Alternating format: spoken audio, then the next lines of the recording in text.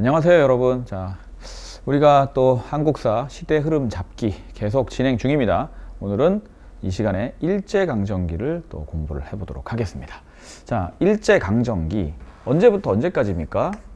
1910년에 우리가 국권이 비탈됩니다. 그 다음에 1945년 8월 15일 날 광복이 되죠. 이 정도 기간을 우리가 배우려고 합니다. 그런데 이 기간을 우리가 공부를 하실 때 자, 뭐가 있냐면 딱딱 끊어지는 흐름이 있어요. 그래서 여러분들 여기 보시면 처음에 이제 무단통치라고 나오죠. 그러면 자, 1910년대 상황부터 보는 겁니다. 자, 1910년대 자, 일체의 통치 방식은 무단통치라는 거예요. 그러니까 어떠한 자유도 허락하지 않고 강압적으로 강력하게 제압하는 통치라는 거죠. 자, 그럼 무단통치라는 걸 하면서 무단통치에서 가장 중요한 그 수단은 헌병경찰 제도입니다. 참 무서운 거예요. 헌병은 원래 군대에 있어야 되거든요. 그런데 그 헌병이 일반 민간인들을 상대한다는 거죠. 이 헌병경찰 제도를 시행을 합니다. 그 외에도요. 여기 나오는 조선태영령, 그렇죠? 즉결 처분권 이런 게 다 무시무시한 거예요. 재판 없이 처분할 수 있다는 거고, 그 다음에 처벌할 수 있다는 거고, 조선태영령은 조선 사람들에게는 태형, 때리는 형벌을 시행한다는 거예요. 그 다음에 관리나 교원들이 제복을 입고 칼을 차고 다닙니다. 그 다음에 언론, 출판, 집회, 결사의 자유가 다 없어요. 그런 강력한 무단통치를 우리 10년대 당시에 일본은 시행하게 되는 거죠. 왜 그럴까요? 독립의 의지를 완전히 말살하려고 하는 거예요. 그렇죠? 그런 내용들이 있는데, 그러면 이렇게 무단통치를 하면서 여기 한번 보겠습니다. 자, 지금 조선태영령 같은 건 얘기를 했는데요. 자, 헌병경찰제와 그다음 조선태영령 자, 등등등의 내용들이 이제 이 무단통치의 내용들이고, 그 다음에 여기서 경제적으로 수탈하는 것은 무엇으로 하냐? 경제 수탈은 저쪽에 있는 토지 조사 사업이라는 게 굉장히 중요합니다. 이 부분이 정말 중요합니다. 토지 조사를 한다? 토지를 그냥 조사해 주는 게 아니고요. 조사를 하는 게 우리가 자진 신고를 해야 돼요. 신고가 되지 않는 토지는 소유권을 박탈하게 됩니다. 그래서 이 토지 조사 사업은 사실은 우리 조선인들의 토지를 강탈하려고 시행을 하는 거예요. 실제로 해보니 토지조사 사업 결과 미신고 토지가 약 40%가량 나옵니다. 그 40%가량의 토지는 일본이 꿀꺽 먹는 거예요. 그래서 동양척식 주식회사를 통해서 경영하거나 또는 이주 일본인들에게 싸게 판매하는 거거든요. 그래서 우리 민족의 어떤 경제 기반이 다 무너져 버립니다. 그래서 이렇게 해서 마련된 자금으로 식민통치를 하는 거죠. 그래서 무단통치 토지조사 사업이 10년대 근간이다. 자, 그럼 우리가 민족운동은 어떻게 하는가? 우리 민족의 독립운동은 어떻게 이루어지는가인데요. 자, 이걸 두 가지로 나눠서 봐야 돼요. 국내에서는 비밀리에 조직을 만들어야 됩니다. 자, 비밀결사를 조직을 하는데요. 그 비밀결사 중에 가장 대표적인 게 뭐가 있냐? 지금 여기 나오네요. 여기 나옵니다. 독립의군부하고 대한강복회. 정말로 많이 물어봅니다. 이 독립의군부는 복벽주의라 그래서 국권을 되찾은 후에 고종을 다시 황제로 모시겠다라는 예전에 의병계열을 좀 계승한 임병찬이 만든 그런 독립운동 단체고요. 그 다음에 대한강복회 같은 경우는 박상진이 총사령인데 공화정이에요. 공화정을 추진하면서 독립전쟁을 목표로 합니다. 친일파 처단 활동도 하고. 자, 이 두 가지 비밀결사가 가장 많이 나오고요. 자, 그 다음에 국외적으로는 뭐냐면 독립운동을 하기 위한 기지를 그 기반을 마련하는 거죠. 그래서 뭐 간도나 또는 연해주나 이런 곳에다가 독립운동 기반을 위해서 자치단체 만들고 학교 만들고 독립군 부대 창설하고 이런 것들을 하는 겁니다. 이게 10년대에 일어나는 거예요. 그렇죠? 자, 그러면 여기서 백오인 사건이라는 건 무엇이냐? 상당히 중요하게 나오는 건데요. 이거는 우리 1907년에 애국개몽운동 때 배웠던 신민회라는 단체가 해체되는 것과 관련이 있습니다. 신민회를 해체하기 위해서 백오인 사건을 일으킨 건데요. 신민회가 데라우치 총독 암살 미수 사건에 관련돼 있다 그래서 관련자들을 체포하고 기소했던 사건입니다. 그것 때문에 신민회가 해체가 되는 것이죠. 그러면 여기서 선생님 무호독립선언, 3.1운동, 대한민국 임시정부 이거는 도대체 뭡니까? 무단통치를 10년이나 했으나 결과적으로는 우리는 거기에 굴복하지 않아요. 그래서 뭐가 일어납니까? 3.1운동이라고 하는 거족적 민족운동이 일어나게 됩니다. 그렇죠? 자, 3.1운동은 언제 일어나냐면 1919년에 발생한 거죠.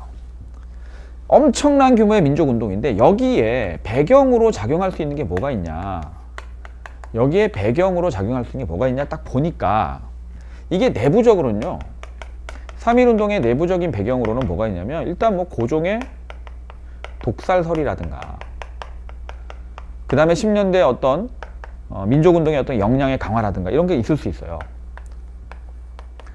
그럼 외부적으로는 이제 민족 자결주의인데요. 파리 강화회의 때 나왔던. 자, 일단 이게 가장 중요하지만 그 다음에 독립선언서들이 좀 있었던 거예요. 그 독립선언서 중에 바로 무호독립선언이 있었던 것이고, 이거는 만주에서 민족대표 39명이 발표한 겁니다. 자, 그 다음에 일본 유학생들이 발표했던 28 독립선언 같은 게 있었던 거죠. 이런 것들이 기반이 되어서 이렇게 3.1운동이라는 게 일어나서 무호독립선언서가 여기 나와 있는 거예요. 그 다음에 3.1운동이 여기 나와 있는 거죠. 됐습니까? 그리고 3.1운동의 결과 어떻게 될까요? 3.1운동의 결과 일제 통치 방식이 좀 겉으로는 부드럽게 바뀝니다. 이게 문화 통치라는 거예요. 문화 통치.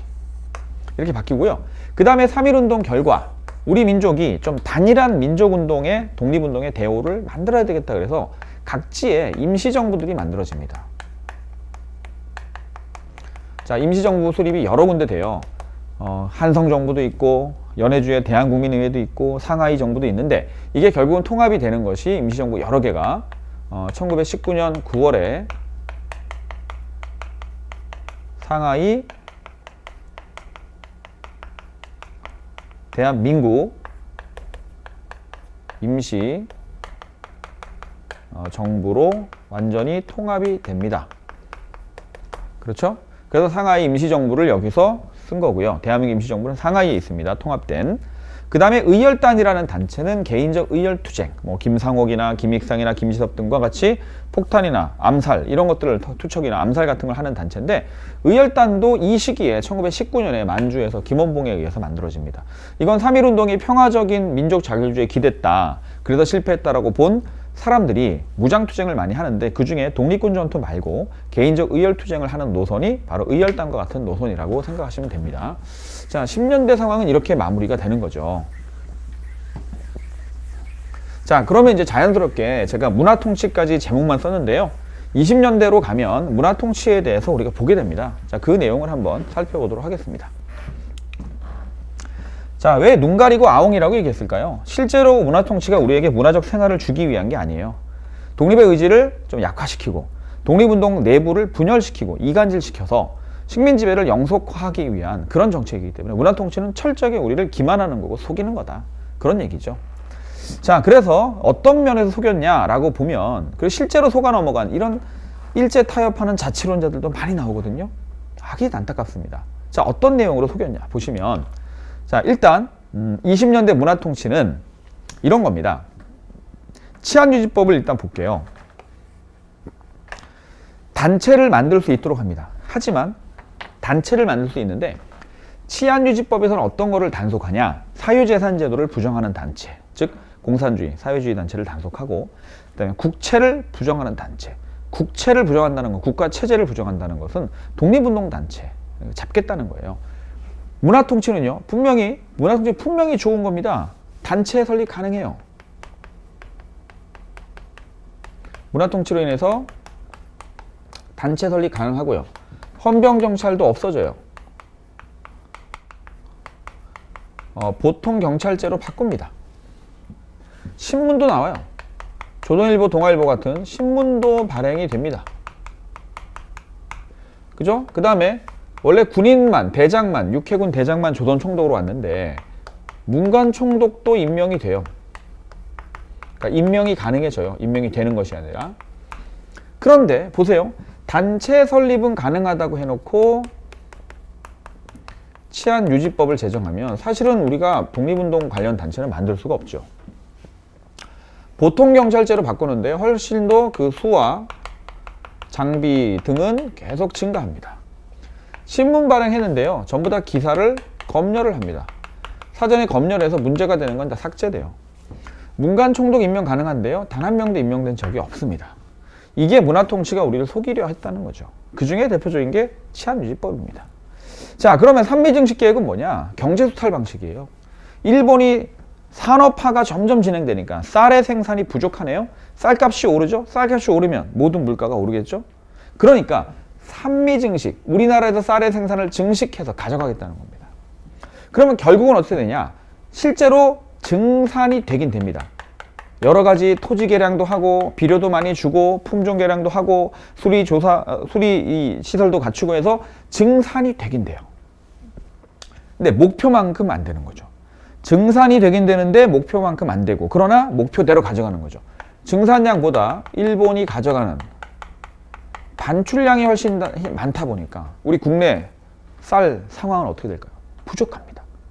그래서 한국인들은 쌀을 사 먹을 수가 없어요. 만주산 잡곡으로 연명해야 되고요. 그 다음에 증산에 필요한 여러 가지 비용들을 농민들에게 다 전가하기 때문에 농민들은 다 몰락합니다. 결국은 토지주도 사업으로 토지를 빼앗긴 농민들이 산미증식 계획에서 또 토지를 상실하게 되고 빚더미에 올라앉게 되는 거예요. 10년대, 20년대 농촌 상황은 완전히 붕괴되는 겁니다. 그게 산미증식 계획입니다. 그리고 우리나라 농업 구조가 쌀 중심의 단작화로 다 통일돼 버리는 거죠.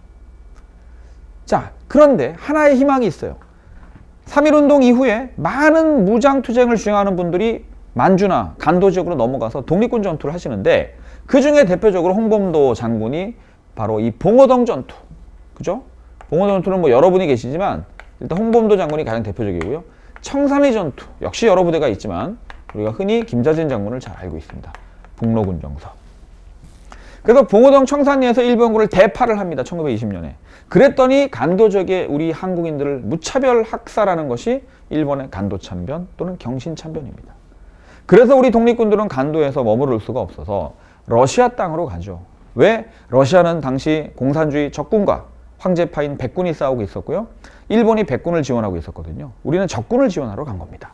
그러나 적군의 배신을 당하죠. 러시아 혁명군 적군이 우리에게 무장해제를 요구했고 우리는 그걸 받아들일 수 없다. 그래서 그 교전이 벌어지는데 그 안에 또 우리 독립군들 사이에 내분이 또 일어나가지고 민족 상잔의 비극까지 더해져서 자유시 참변이라는 끔찍한, 우리 독립군들이 그 이역만리 자유시에 가서 오히려 러시아 적군과 일부 독립군들 사이의 내분으로 학살당하고, 그죠? 서로 교전이 벌어지고, 이런 자유시 참변이 1921년에 있었어요. 그리고 자유시 참변 이후로 만주에서는 참의부, 정의부, 신민부라고 하는 3부가 성립이 됩니다. 참의부, 정의부, 신민부. 아마 공부하시면 앞으로 보실 텐데요. 참의부, 정의부, 신민부입니다. 이거는 독립군 부대이자 그 지역을 통치하는 임시정부의 역할을 하고 있는 겁니다. 자치정부의 역할을 하고 있는 겁니다. 그래서 뭐 민정도 담당하고 군정도 담당하고 있어요. 자, 그런 상황이고요. 그 다음에 60만 세 운동은 국내에서 일어난 건데 대표적으로 학생 항일 운동입니다.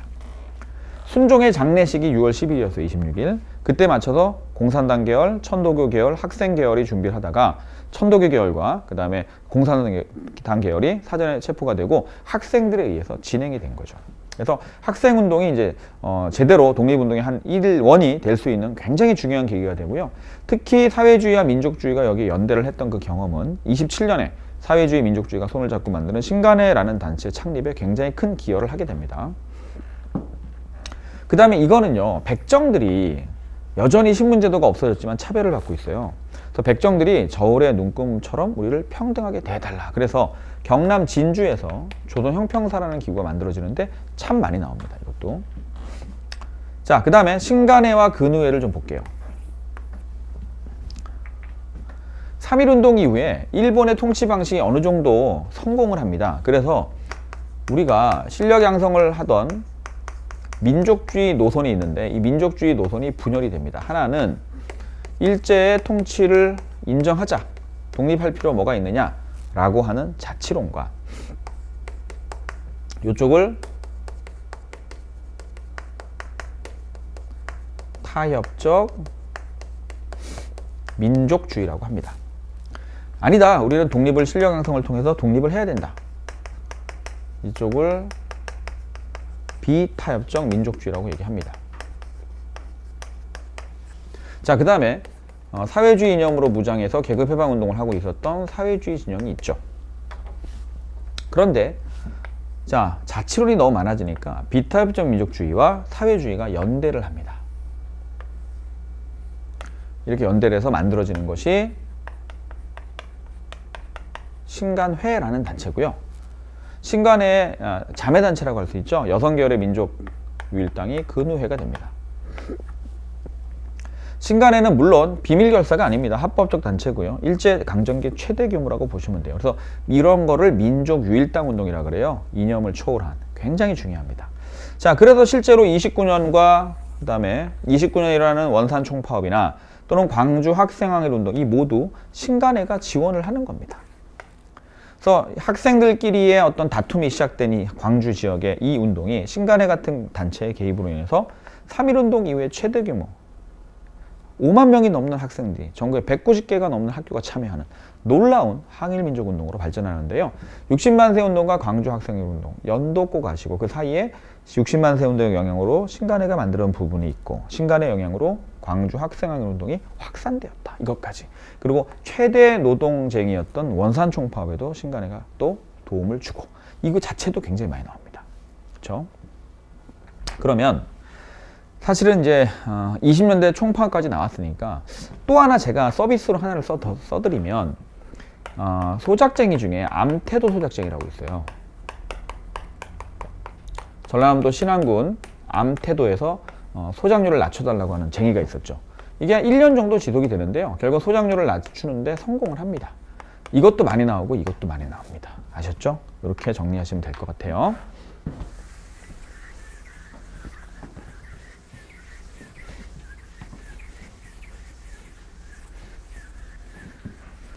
자, 그 다음에 민족 말살 통치다. 왜 우리 민족성을 말살하려고 할까요? 일단 중일전쟁이라는 이 전쟁은 1937년에 이루어집니다. 자, 원래 일본은 1931년에 만주를 침략합니다. 일본이 만주를 침략해요. 요거는 뭐 만주 사변이라고 하는데요. 자, 그리고 나서 만주국을 만듭니다. 거기다가. 그리고 나서 점점 전쟁이 확대되어서 중국과 전면전을 하게 되죠. 그러면 일본에서 물자를 나르는 것보다 조선에서 전쟁 물자를 생산하는 것이 훨씬 좋아요. 여러모로. 그래서 우리나라의 모든 산업구조가 일본의 전쟁 수행을 위한 산업구조로 바뀌어가는 것. 모두 군수공업 위주로 바뀌어가는 것. 이것을 병참기지화 정책이라고 얘기를 합니다. 그렇죠. 그래서 29년에 경제대공황에서 벗어나기 위해서 일제는 만주사변을 일으키고 중국을 침략해왔다는 얘기고요. 이와 함께 조선을 전쟁 수행에 필요한 군수물자를 제공해야 하는 병참기지로 삼는 것이죠. 그리고 남면북양 정책. 한반도 남부는 면화를 키우고 북쪽은 양을 키워라. 이런 얘기죠. 면화 재배와 양. 왜? 이걸로 공업 원료를 수탈하는 거예요. 우리의 산업구조가, 특히 농업구조가 토지조사사업으로 땅 뺐더니 이번에는 산미증식계획으로 다 몰락시키고 모든 농경지는 다 벼만 생산하는 논으로 다 바꿔버린 다음에 이제는 다시 양을 키우고 목화를 재배해라. 와, 농촌은 견딜 수가 없습니다. 이렇게 탄압하는 거예요. 이렇게 수탈하는 겁니다. 자, 그것이 민족말살 총치인데 그러면 선생님 그런데 왜 민족말살이라고 하나요? 그렇죠. 이렇게 뺏어가고 사람들을 동원하고 하려면 한국인이라는 민족의식이 있으면 안 돼요. 한국인이라는 민족의식을 없애서 일왕의 신민으로, 즉 걔네들은 천왕이라고 그러잖아요. 그래서 황국신민으로 만들어야 돼요. 황국신민으로 만들어서 전쟁에 동원하고 물자를 뺏어야 됩니다. 그러기 위해서는 한국인의 민족성, 말, 그죠? 역사 이런 걸 다 말살하는 거예요. 나중에는 이름도 일본식으로 바꾸라고 그러고 일본의 신토에 신사에 가서 절을 하라고 그러고 이런 걸 시키는 겁니다. 그게 민족말살 통치입니다. 농촌이 너무너무 힘들어하고 불만이 폭발하려고 그러니까 농촌을 역시 무마하려고 농촌의 불만을 무마시키려고 농촌진흥운동을 한 겁니다. 이름은 좋은데 결과적으로 좋은 건 아니에요. 구체적인 나아지는 부분은 없습니다. 자, 그 다음에 우리 농촌에도 분화로드 운동, 동아일보가 주도하는데요. 이게 상록수라는 소설에 보면, 시문의 상록수에 보면 잘 나옵니다. 그런 내용이. 농촌개몽운동하러 학생들이 가는 것이죠. 그 다음에 우리 임시정부의 한인애국단, 굉장히 중요한데요. 이분들이 1932년에 일왕의 행렬에 폭탄을 던졌던 이봉창 의거와 상하이 훈코공원에서 폭탄을 던졌던 윤봉길 의거가 한인애국단 출신입니다. 이분들이. 그렇죠? 그래서 이 부분이 되는 거고요. 자, 그 다음 우리나라 사람들을 못살게 구죠. 못살게 구는 게 조선사상범 보호관찰령. 나중에는 아예 조선사상범 예방구급령까지 만듭니다. 자, 그 다음에 중일전쟁이 이제 일어난 그 37년이 중일전쟁이 일어나잖아요. 그 뒤에 국가총동원법이라는 걸 제정합니다. 국가의 모든 인적 물적 자원을 동원하겠다는 거죠. 자, 그러고 이때 중국 관내 지역의 무장항일 투쟁에서 중국 관내 지역 최초의 항일 독립군 부대인 조선의용대가 만들어지게 됩니다. 자, 조선의용대는요, 만주에서 만들어진 게 아니에요. 중국의 본토 지방이죠. 한커우라는 곳에 만들어지는데 30년대 전반기에 만주에 일본이 만주국을 수립하고 나면 만주 지역에서 공식적으로 또는 드러내놓고 항일 투쟁을 하기가 어려워집니다. 특히 독립군 정도는 더 어려워요. 그래서 독립군들이 자연스럽게 이동을 하게 되는데 마침 32년에 윤봉길 의거가 일어나고 나서 이 윤봉길 의거가 왜 중요하냐면 만주를 침략당했습니다. 너무 중국은 속이 쓰려요. 근데 이봉창 의사가 32년 초에 일본 국왕을 죽이려고 폭탄을 던졌단 말이에요. 실패했습니다. 중국 상하이 지역의 국민당 기관지들이 아쉽게도 명중되지 않았다. 불행히도 명중되지 않았다. 이렇게 보도를 하니까 그것을 핑계로 일본이 상하이를 침공합니다. 4월에.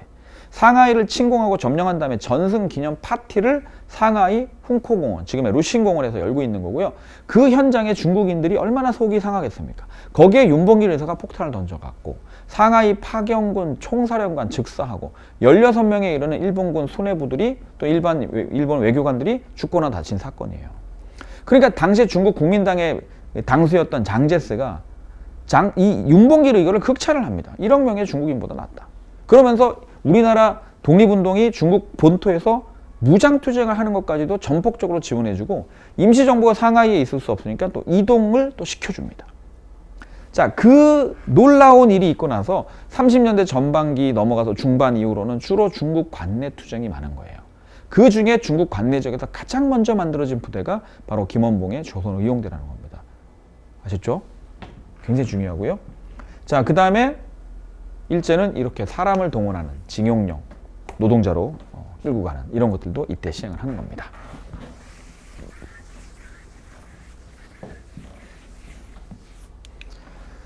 자, 민족말살통기. 이제 쌀도 사람도 모조리 뺏어갑니다.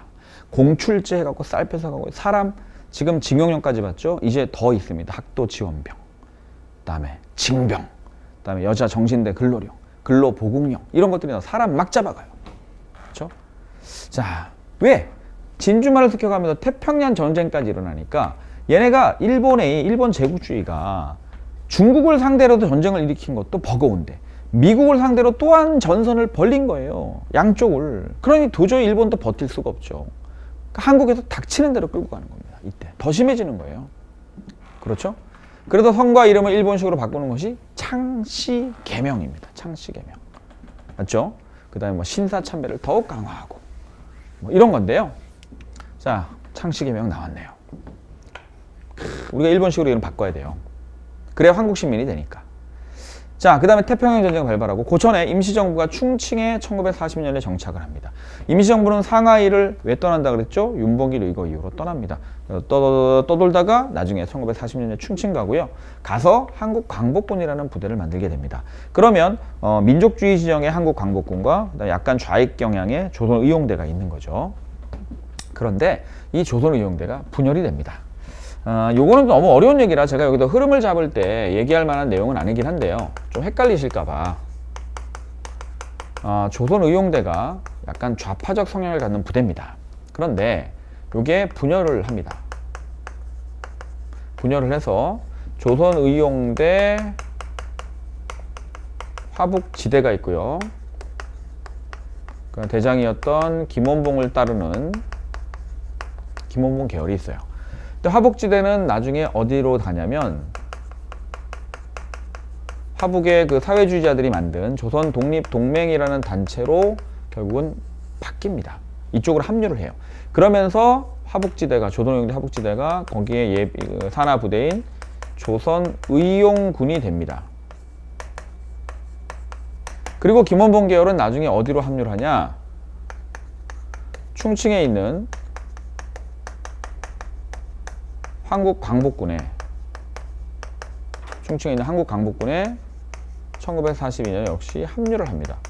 그래서 조선의용대가 분열이 되는 것이죠. 그래서 갑자기 조선의용군이 나온 게 이게 오타가 아니고요. 조선의용대가 그 중에 화북지대가 조선의용군으로 바뀝니다.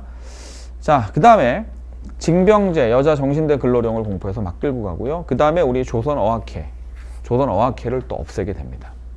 조선어학회라고 이제 우리가 표준말도 제정하고 우리말 큰사전도 편찬하려고 했고 이런 단체인데 이런 단체들을 이제 없애게 되는 것이죠. 자, 그 다음에 원래 1944년에 조선 건국동맹이라고 건국을 준비하던 그 기구가 있었어요. 여운형 선생이 만든 건데 이게 광복 이후에 당시에 조선 총독과 통치권 이행 협상을 하고 물론 이 조선 총독이 나중에 그거를 배신하지만 이때 이것이 조선 건국 준비 위원회로 개편이 됩니다.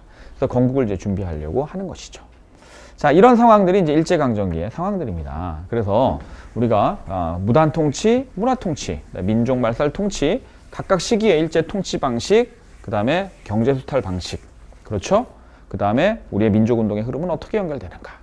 자, 이런 것들을 이제 흐름을 잡아서 공부하시면 일제강점기가 정리가 되는 겁니다. 자, 여러분들 고생하셨고요. 다음 시간에 현대사, 광복 이후 현대사로 만나 뵙도록 하겠습니다.